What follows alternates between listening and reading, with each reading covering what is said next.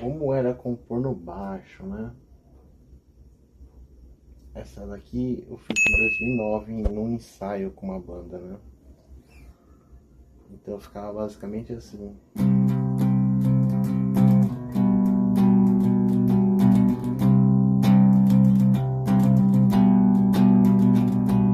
Só que era aqui.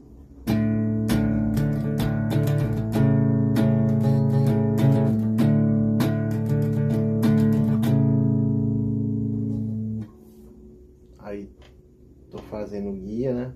Tá ficando assim.